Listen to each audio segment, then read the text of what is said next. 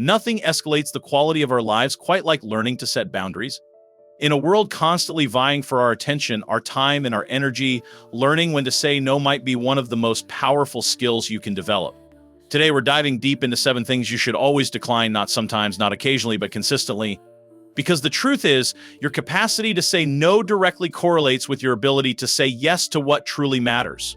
The psychology behind our reluctance to decline requests is fascinating. Studies show that humans have an innate desire to be liked and accepted, often at the expense of our own well-being.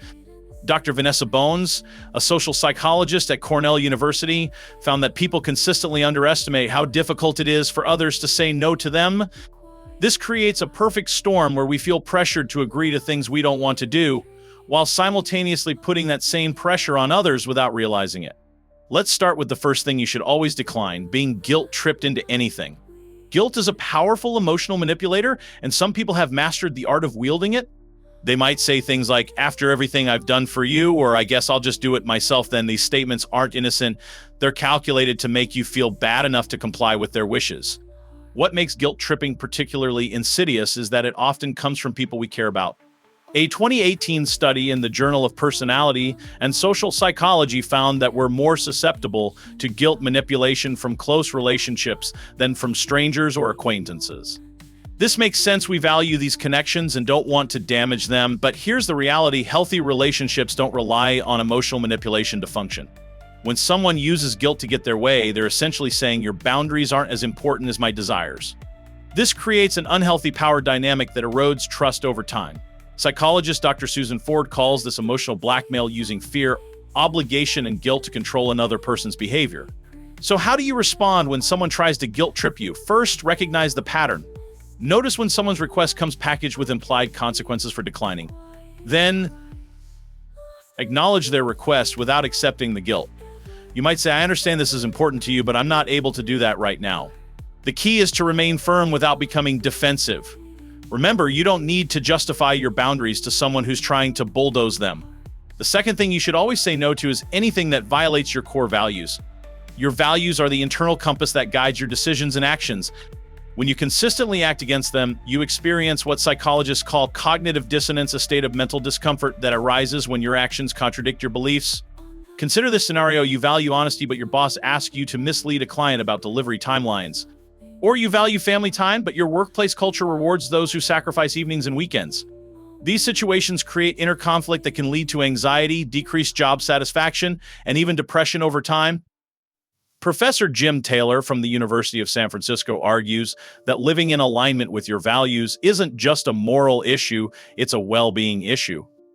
When you consistently compromise your values, you begin to lose trust in yourself. This self-trust is fundamental to confidence and decision-making. Without it, you become more susceptible to external influence and less capable of standing firm in other areas of your life. The challenge is that value violations aren't always obvious. They can be subtle, incremental, and rationalized. It's just this once, you might tell yourself, where everyone else is doing it. But these small compromises add up, gradually shifting your moral baseline until you barely recognize yourself. To protect your values, first get clarity on what they actually are. What principles guide your life? What would you stand for, even if it costs you something? Once you've identified these core values, use them as a filter for your decisions. When faced with a request or opportunity that conflicts with them, practice saying, "This doesn't align with my values," without apology or extensive explanation. The third thing you should always decline is one-sided relationships. These are connections where you consistently give more than you receive: more effort, more emotional support, more forgiveness, more understanding. While all relationships go through periods of imbalance, chronically one-sided dynamics drain your resources without replenishing them. Psychologist Dr. Adam Grant categorizes people into givers, takers, and matchers. In healthy relationships, there's either a balanced exchange, matching, or a mutual understanding about the giving dynamic. But when you're dealing with a chronic taker, the relationship becomes extractive rather than supportive.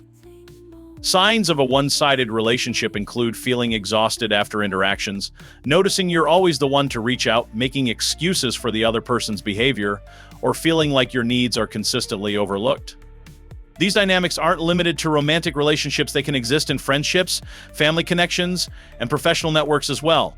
What makes these relationships particularly difficult to escape is that they often don't start out one-sided. They may begin with reciprocity, but gradually shift as one person begins to take the other for granted. The change is so incremental that you might not notice until you're deeply entrenched in the pattern. Research from the University of California, Santa Barbara found that people who consistently give without receiving adequate support in return are more likely to experience burnout, resentment, and decreased life satisfaction. Psychologist Dr. Sherry Campbell describes this as relationship fatigue, the exhaustion that comes from carrying too much of the emotional weight. Setting boundaries in these relationships requires clarity about what you need. This might mean saying, I can't be available for late night calls anymore, or I need you to match my effort in planning our get-togethers. If the relationship can't accommodate these basic boundaries, it might be time to consider whether it deserves a place in your life at all. The fourth thing you should always say no to is pressure to stay silent when you want to speak up. Your voice, your perspective, experience, and insight has value. When you consistently suppress it to avoid rocking the boat, you're not just doing yourself a disservice, you're robbing the world of your unique contribution. This silencing can happen in subtle ways. Maybe your ideas are consistently overlooked in meetings, or your concerns are dismissed as overthinking. Perhaps you've been told to let it go when you witness inappropriate behavior, or you've been labeled difficult for asking questions. These experiences can lead to what psychologists call learned helplessness, a state where you believe your voice doesn't matter, so you stop using it altogether. The costs of this silence extend beyond the individual level. Organizational psychologist Amy Edmondson's research on psychological safety shows that teams where members feel free to speak up perform better, innovate more, and make fewer errors than those where dissent is discouraged. Your silence might maintain temporary harmony, but it can also perpetuate harmful patterns and prevent necessary change. Breaking this pattern requires practice. Start in low-stakes situations, express a preference about where to eat dinner or which movie to watch, then gradually work up to more consequential matters. Remember that speaking up doesn't mean being confrontational. You can be both assertive and respectful, firm and kind. A helpful framework is to use statements that express your perspective without accusing others. Instead of "you always interrupt me," try "I feel overlooked when I can't finish my thought." This approach reduces defensiveness while still communicating your needs clearly. The fifth thing you should always decline is neglecting yourself to keep others happy. Self-neglect can take many forms: skipping meals because you're too busy helping someone else, canceling your therapy appointment to cover for a colleague, or postponing your own goals to support everyone else's dreams. While sacrifice is sometimes necessary, chronic self-neglect isn't sustainable or healthy. The oxygen mask principle from airplane safety instructions applies here. You must secure your own mask before helping others. This isn't selfish, it's practical. You cannot effectively support others if you're depleted, exhausted, or resentful. Research from the University of California, Berkeley found that consistent self-care actually makes people more compassionate and generous, not less. When you're well-rested, properly nourished, and emotionally regulated, you have more resources to share with others. Conversely, chronic self-neglect leads to compassion fatigue, a state where you simply don't have the emotional capacity to care for others effectively. Self-neglect often stems from distorted beliefs about selfishness. Many of us were raised to believe that putting ourselves first is wrong or shameful. But there's a crucial difference between self-care and selfishness. Self-care is maintaining your resources so you can show up fully in your life and relationships. Selfishness is disregarding others' needs entirely. You can prioritize yourself without dismissing others. Learning to attend to your own needs might feel uncomfortable at first, especially if you're accustomed to put